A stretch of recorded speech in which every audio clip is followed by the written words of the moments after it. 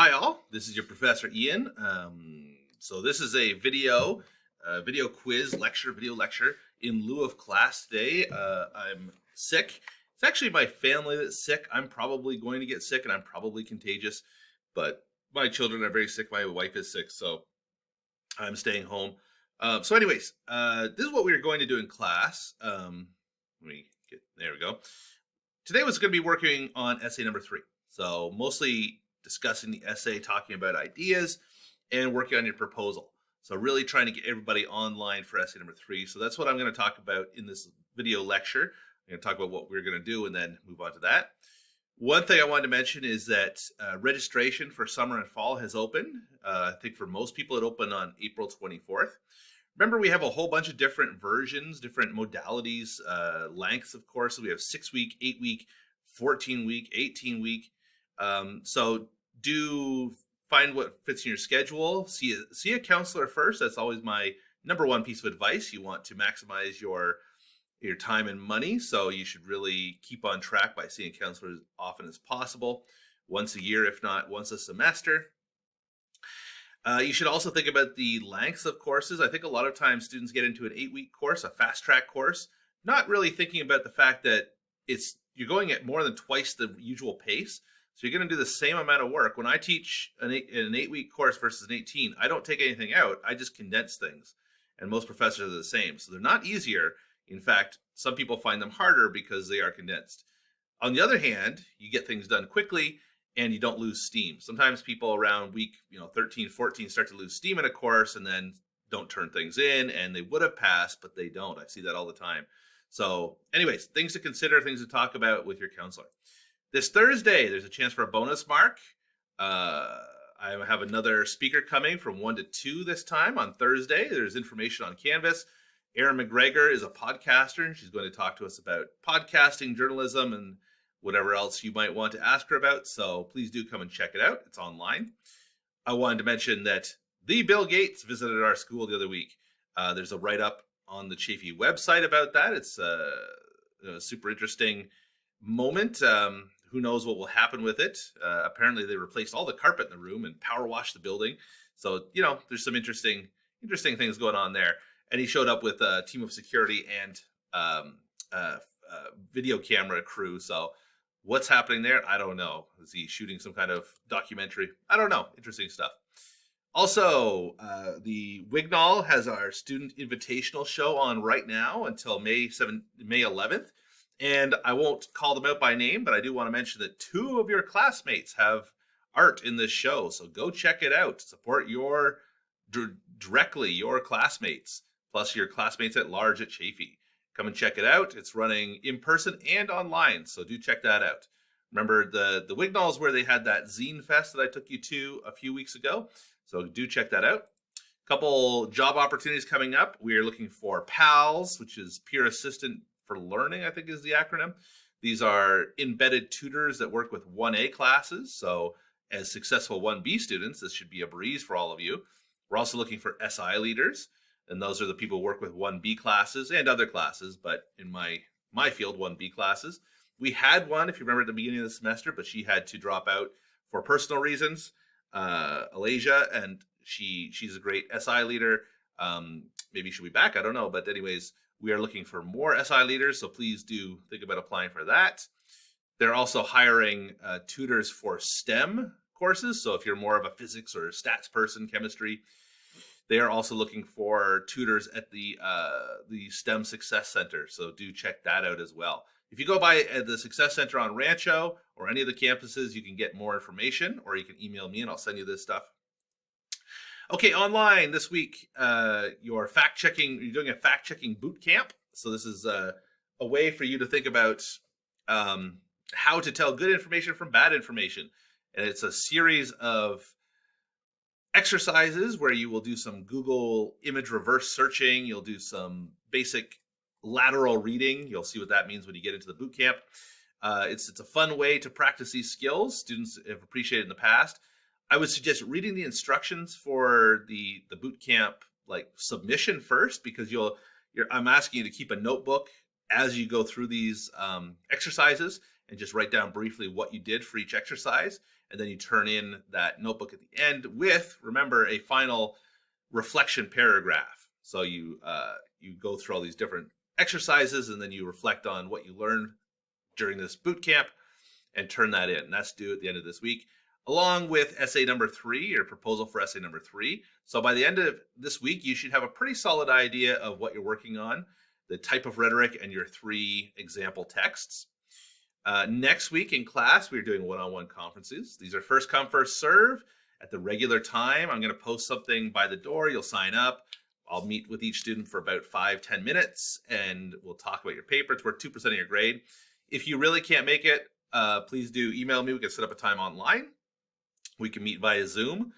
I don't want to make anybody drive like half an hour if this is your only class of the day just to meet with me for 5 minutes. That seems unfair. So we can do this online as well. But, you know, I think most people appreciate doing it more in person. But up to you. That's what we're doing next week in class. You can also just come and hang out and work and, you know, ask advice, work with people. The room will be open the whole time. I'll be there. So come on by, do your conference. Next week online, there's a couple things to read and discuss about research skills. To be honest, next week online, I'm trying to keep things light, just 2 things to do. One's a podcast, one's an essay to read to discuss about research. You should really be working on your paper. Okay, that's it for my slides. Let me flip over to talking about, well, here's the Canvas sites. Remember, bonus, proposal. Here is the boot camp. There's 5 lessons. I would suggest reading this first.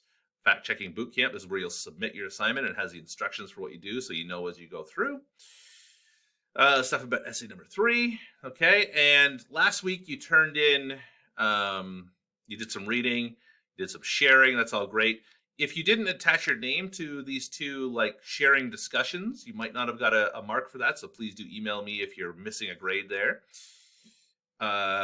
Also, I wanted to talk about the essay number 3 idea sharing harmonize that I posted there. Everybody shared ideas. Some people were further along the thinking process than others, which is totally fine. This is just an idea sharing place, right, to start getting those ideas. And I just want to talk through how to come up with an idea for essay number 3 a little bit. So as an example, I want to show you Lara's post on that harmonize. I thought she did a really good, there was a number of really good ones, but I think this one's a really clear example of how to think through a topic. So she starts, she's interested in horror films. Okay, so she started with this broad, this kind of rhetoric. Okay, I like horror films. I want to talk about the rhetoric of horror films. She writes, I chose rhetoric in the horror genre because these films dramatize and engage suspense, dread, and ultimate fear in its audience, which I find to enhance the impact of storytelling and leave a memorable, lasting impression on the audience. Great. So she's identified like what she likes about this, what's drawing her to think about wanting to write about this. And then she starts defining the genre a little bit. You know, there are different kinds of horror movies. If you're into the film, if you're into the genre, there's slasher movies, supernatural, paranormal, psychological, zombie, monster. We could go on, but you know, these are some big genres because you know you only have about 5, 6, 7 pages for this paper, so you can't cover everything in horror. So yeah, you want to start thinking about like, okay, I like horror, but what kind of horror do I want to focus on? She writes, I personally enjoy psychological thrillers the most. They make me think the whole time, so the fear can't fully consume me. I'm still trying to figure out the mystery while being filled with suspense and fear. Great.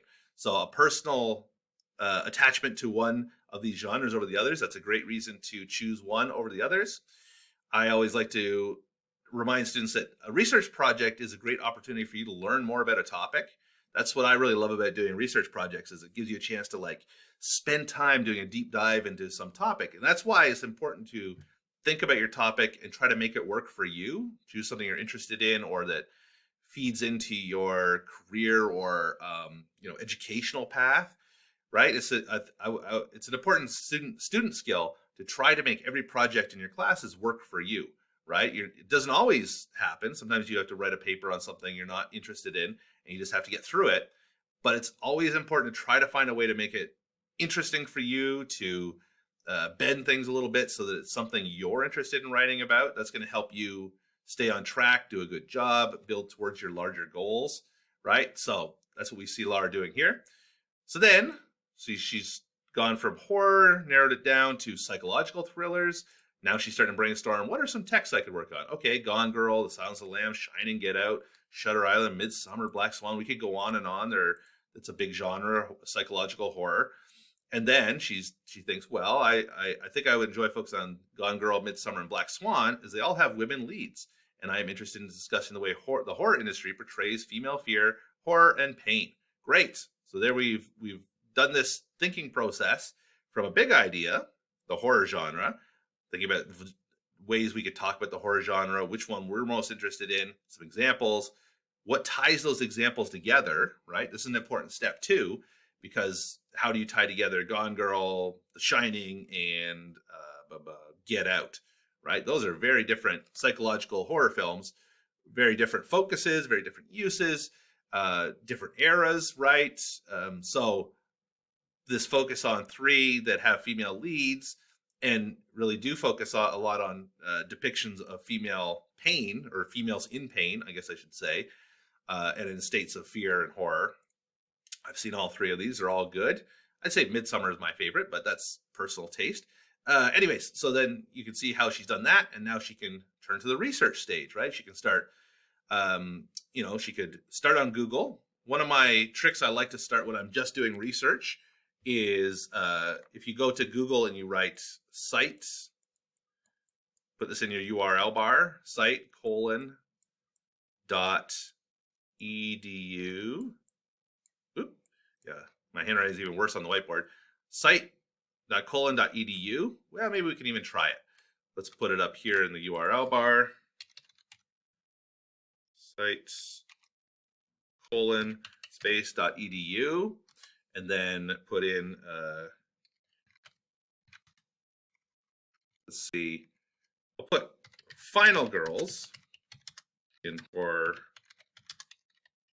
films, right? And so you can see here in the URL, this is a great way to like start doing research, to do a broad overview of what you might find. Site, this little tag here, site://edu, that tells Google that you only want results from edu sites, so like universities, colleges, other institutions like that. And here you go, we have stuff from the Claremont colleges, Cal Poly, I don't know what that is, San Diego, right? And these won't all be on point. They won't all be things I can use, but they could, right? There's some really interesting things here. And then let's see, female pain in Black Swan, for example. Okay, here's one. Mirror, mirror, fractured female identity in Black Swan. Ooh, that sounds interesting. And I might not be able to get all of these through Google, because this one's through Gale. So that's probably something I'd go to the library and find. But this tells me it exists, and I could go look for it. Ooh, Becoming the Monstrous Feminine, Sex, Death, and something or other. Foucaultian analysis of Black Swan. Ooh, that'd be fun. But anyways, you can see that quick use of Google gave me a kind of overview of what people are saying about this film, how people are talking about Black Swan in this respect. If we're thinking about the female protagonist in pain in the movie, and in that aspect of the film, if I do a quick search this way, I can get an overview of what people are talking about. And then from this, I can maybe use some of this, but I can also use this, I can see what people are talking about, and then go to the library database and do a more specific search using the library databases.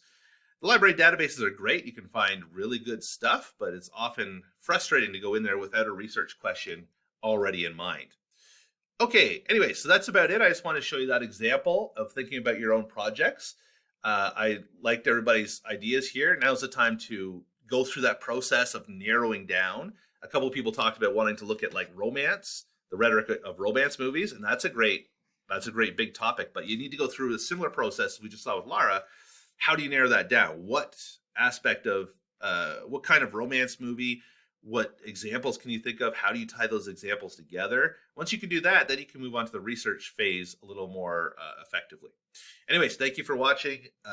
I'll be back next week for one-on-one conferences. Thank you very much.